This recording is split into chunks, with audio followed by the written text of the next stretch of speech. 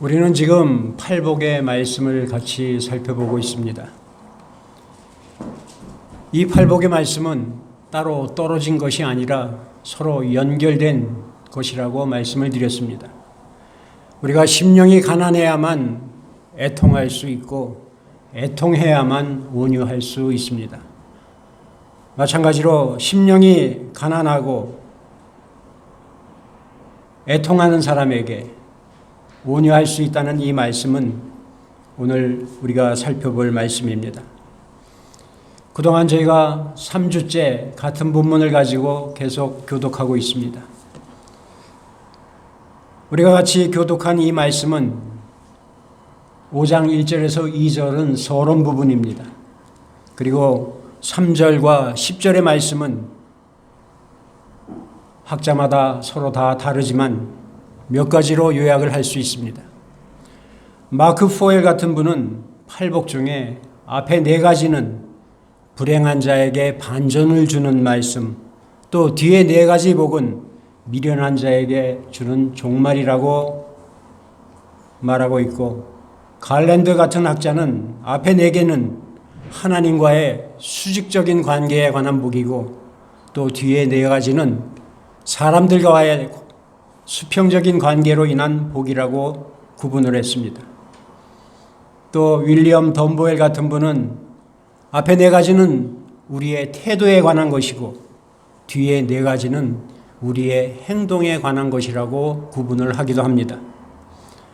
반면 우리가 잘 아는 스캇 맥나잇은 팔복이 아니라 9가지의 복이라고 하여 처음 3가지는 가난한 사람의 겸손, 그리고 다음에 3가지는 정의를 추구하는 자에게 받는 복, 그리고 마지막 3가지는 화평케 하는 자가 받는 복이라고 구분하기도 합니다. 그리고 마지막 11절에서 12절 말씀은 팔복의 결론으로 되어 있습니다.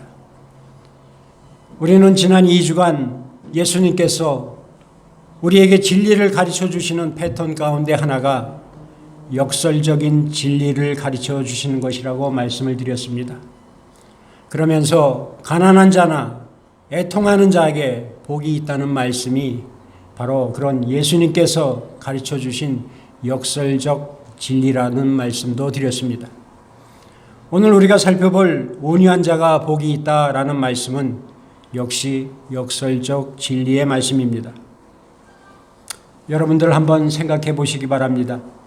정말로 온유한 자가 예수님의 말씀처럼 땅을 기업으로 받을 수 있습니까? 그렇지 못할 것입니다. 왜냐하면 우리는 자본주의 사회에서는 치열한 경쟁의 삶으로 살아가야 하기 때문입니다.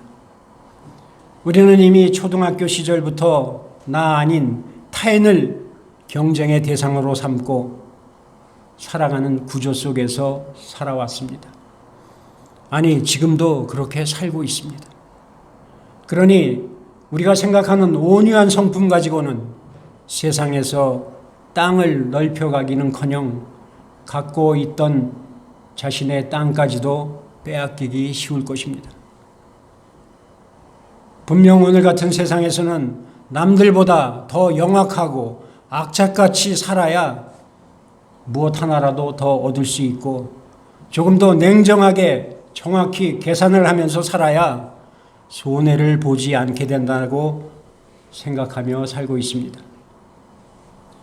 그런 까닭에 온유한 자가 복이 있다는 말씀보다는 악착같이 사는 자가 또는 냉정하게 정확히 계산을 하면서 사는 자가 성공하게 된다는 말이 우리에게는 훨씬 더 설득력 있게 들릴 것입니다. 그런데 예수님께서는 이런 세상의 이치와는 반대로 온유한 자가 복이 있나니 그들의 땅이 기업으로 받을 것이다 라고 말씀하고 계십니다.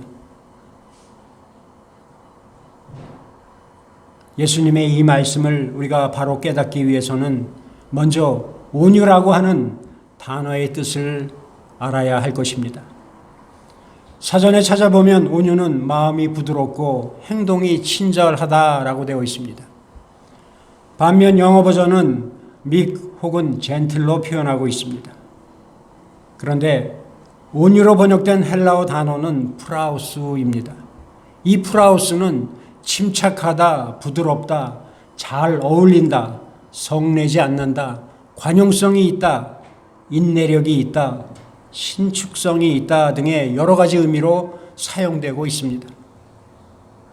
따라서 온유한 자란 침착한 사람, 부드러운 사람, 이웃과 잘 어울리는 사람, 화내지 않는 사람, 잘 참는 사람, 여유가 있는 사람을 뜻하게 됩니다. 한마디로 온유한 사람은 겸손한 사람을 말하고 있습니다. 그런데 우리가 예수님께서 말씀하신 온유의 의미를 조금 더 잘 알기 위해서는 방금 말씀드린 온유에 대한 단어적 의미를 아는 것도 물론이요, 이 온유에는 두 가지가 있다는 사실도 아셔야 할 것입니다. 하나는 하나님께 대한 온유이고 다른 하나는 사람들에 대한 온유입니다. 예수님께서 말씀해 주신 복 받을 사람은 하나님께 겸손한 사람이고 또한 사람에게도 겸손한 사람이라는 말입니다. 먼저 하나님께 대한 온유를 살펴보겠습니다. 하나님께 대한 온유가 무엇입니까? 우리가 어떤 일을 겪게 되었다 하더라도 그 모든 것을 다스리시고 주관하시는 하나님의 계획과 섭리가 있음을 인정하고 하나님께 불평하지 않는 신앙적 자세와 성품을 말합니다. 하나님께 대하여 온유한 자는 자기에게 어떤 불행과 재난과 슬픔이 온다 할지라도 거기에 자기를 향한 하나님의 뜻이 분명히 있다고 생각하고 하나님께 대하여 불평하지 않는 사람을 말합니다. 그리고 하나님을 사랑하는 자, 곧 그의 뜻대로 부르심을 입은 자들에게는 모든 것이 합력하여 선을 이루느니라 라는 말씀을 붙잡고 하나님을 사랑하며 살아가는 사람입니다. 그래서 오늘에 낙심하지 않고 내일을 포기하지도 않으며 그 선이 이루어지는 그날까지 참고 인내하게 되는 것입니다. 이런 사람이 바로 진정한 하나님께 대하여 온유한 사람입니다. 그러나 하나님께 대하여 온유하지 못한 사람은 자기가 감당하기 힘든 고난이나 실패를 겪게 될 때 왜 내가 이런 일을 겪어야 하느냐라며 하나님을 원망하게 됩니다. 그리고 더 나아가 하나님이 정말 살아계시다면 어떻게 이런 일이 내게 있을 수 있는가를 하면서 하나님을 부인하고 하나님을 반항하게 됩니다. 하늘을 향한 문이 열려 있음을 보지 못하고 모든 것이 막혀 있는 이 땅의 것들, 즉 주변의 사람이나 환경을 바라보면서 이제 나는 끝났다라고 낙심하게 됩니다. 그리고 그런 낙심 속에서 스스로 자기를 확대하다가 결국 인생의 실패자로 끝나는 것입니다. 성경에 나오는 위대한 신앙인들 모두 다 하나님께 온유한 사람들이었습니다. 아브라함이 그랬고 모세가 그랬습니다. 그런 인물들 가운데 가장 대표적인 사람은 요셉과 욥을 들 수 있습니다. 요셉은 형들에 의해 노예로 팔려가는 기가 막힌 일을 당했습니다. 거기에다 노예 생활을 하다가 억울한 일까지도 겪었습니다. 그러나 그는 불평 한마디 하지 않았고 원망하지 않았습니다. 대신 그는 자신의 환경을 바꾸어 주실 하나님의 은혜를 믿고 그 악한 환경에서도 성실하게 살았습니다. 그렇게 요셉은 하나님에 대하여 온유했습니다. 또 우리가 잘 아는 욥은 온전하고 정직하여 하나님을 경외하며 악에서 떠난 사람이라고 욥기 1장 1절에 말씀하고 있습니다. 그런 그에게 어느 날 갑자기 기가 막힌 고난이 찾아오게 됩니다. 그 많던 재산이 한순간에 사라지고 사랑하는 그의 자녀 10남매를 한꺼번에 잃게 됩니다. 또 병에 걸려 고통을 겪게 되고 그로 인해 아내와 친구들의 사랑과 존경까지도 잃어버렸습니다.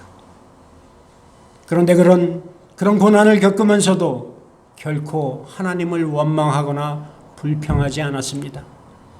오히려 주시니도 여호와시요 거두시니도 여호와시오니 여호와의 이름이 찬송을 받을지어다 라고 하며 하나님을 찬송했습니다. 그런 그를 그의 아내가 조롱하며 저주합니다. 이런 형편에서도 하나님을 섬기려고 하느냐? 차라리 하나님을 욕하고 죽으라. 그럼에도 불구하고 욥은 우리가 하나님께 복을 받았은즉 화도 받지 않겠느냐라고 말하며 하나님을 원망하지 않았습니다. 그렇게 욥은 하나님에 대하여 온유한 사람이었습니다. 그런데 무엇보다도 예수님께서도 온유하고 겸손하게 사셨습니다.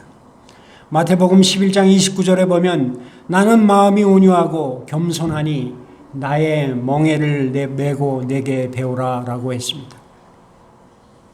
그렇습니다.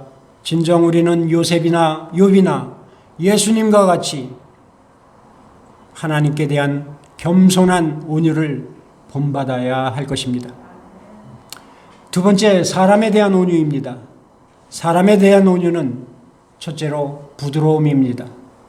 온유한 사람은 그 어떤 형편과 상황 속에서도 사람을 대할 때 부드럽게 대합니다. 말이 부드럽고 눈길이 부드럽습니다. 물론 그 부드러움은 남을 나보다 낮게 여기는 겸손한 성품에서 나오고 나보다 남을 우선하는 배려의 마음에서 나오게 됩니다. 그러기에 온유의 바탕은 겸손과 배려입니다.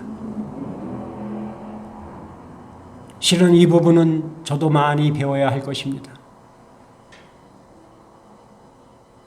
저는 부드럽지 못합니다. 바라기는 저와 여러분 모두가 겸손과 배려가 되는 이 부드러움을 배우시기를 바랍니다.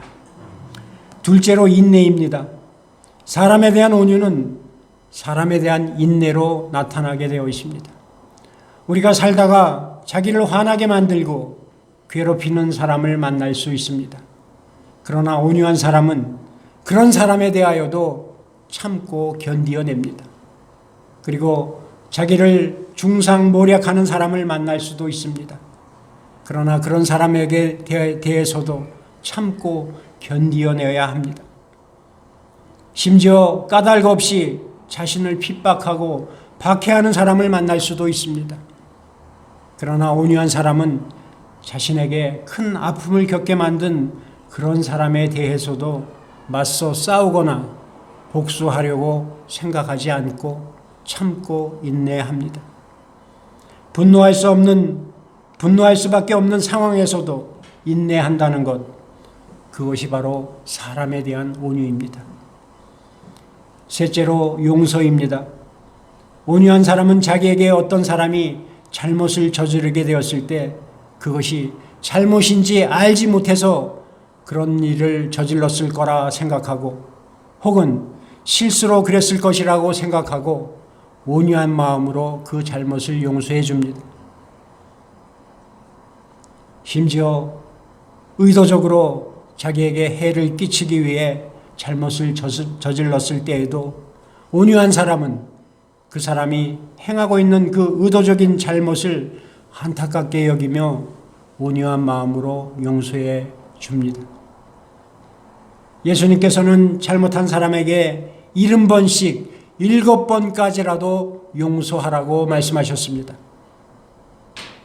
이 말씀은 무슨 말씀입니까?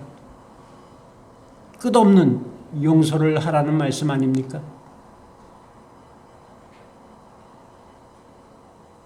하나님께서는 이렇게 끝없이 용서하는 사람에게 온유한 마음을 주신다고 하셨습니다. 네 번째로 선행입니다. 악을 악으로 갚고 선을 선으로 갚는 것은 우리 보통 사람들이 행하는 상식적인 행동입니다. 그러나 온유는 그런 상식적인 행동을 뛰어넘는 적극적인 선행을 말합니다.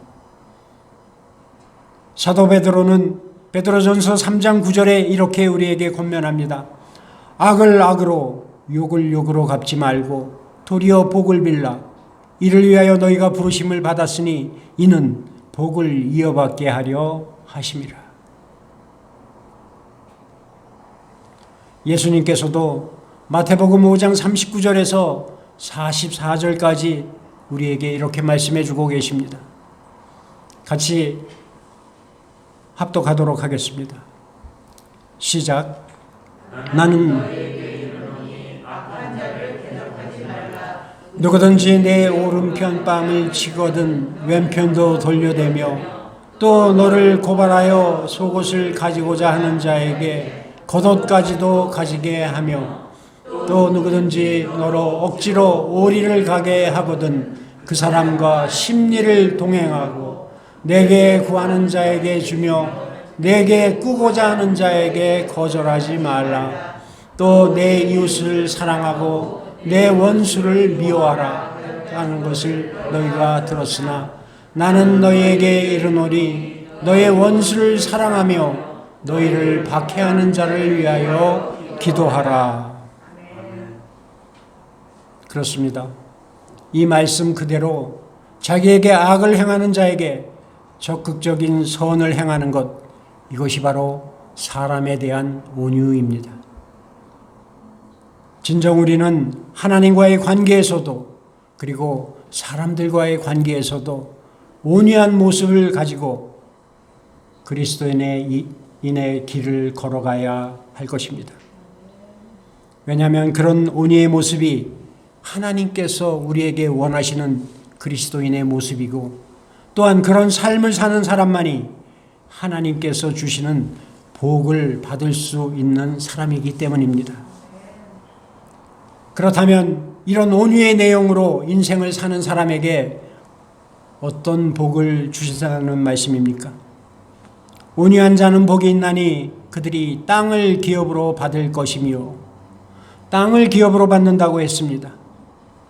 기업으로 받는다는 번역된 헬라어 단어는 클레오 노메오입니다. 이 뜻은 부모의 소유나 재산을 상속받는다는 뜻입니다. 예전에는 땅이 재산이었습니다. 근데 요즘도 물론 땅이 재산입니다. 하지만 차지하는 비중은 그다지 예전만 못할 것입니다. 온유한 자가 땅을 기업으로 받는다는 말씀은 온유한 자가 하나님의 자녀가 되어 하나님 아버지의 소유를 상속받는다는 말씀입니다. 그럼 온유한 자가 기업으로 받게 될 땅은 구체적으로 어떤 땅입니까? 첫째로 승리의 삶입니다. 내 사전에는 불가능은 없다라고 외치며 세계 정복을 꿈꾸었던 나폴레옹은 워터루 전쟁에서 패배한 후 세인 헬레나 섬에서 유배 생활을 했습니다. 그때 그는 그 섬에서 마지막을 보내며 아주 유명한 말을 남겼습니다. 나는 칼로 온 유럽을 정복하려 했지만 결국은 실패했다. 그러나 예수 그리스도는 사랑의 십자가로 온 인류를 정복했다. 그렇습니다. 그의 말 그대로 강폭했던 그에게 승리의 자리는 주어지지 않았으나 온유하셨던 예수님께서는 승리의 자리에 앉으셨습니다. 우리가 역사를 뒤돌아보아도 그리고 지금 우리 주변을 살펴보아도 최종적으로 승리의 자리에 앉는 사람은 항상 온유한 사람들입니다. 왜냐하면 그 승리의 자리는 하나님께서 주셔야만 차지할 수 있는 일이기 때문입니다. 하나님께서는 온유한 사람에게 그런 자리를 주시겠다고 약속하셨기 때문입니다. 그렇게 우리가 인생에서 승리를 원한다면 우리는 반드시 온유한 사람으로 인생을 살아야 할 것입니다.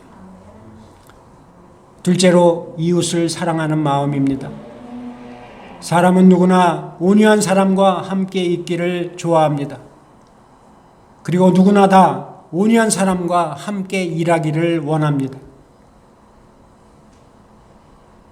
우리가 어떤 사람을 좋아하고 그 사람과 함께 있기를 좋아한다는 것은 이미 그 사람이 나의 마음에 들어왔기 때문입니다.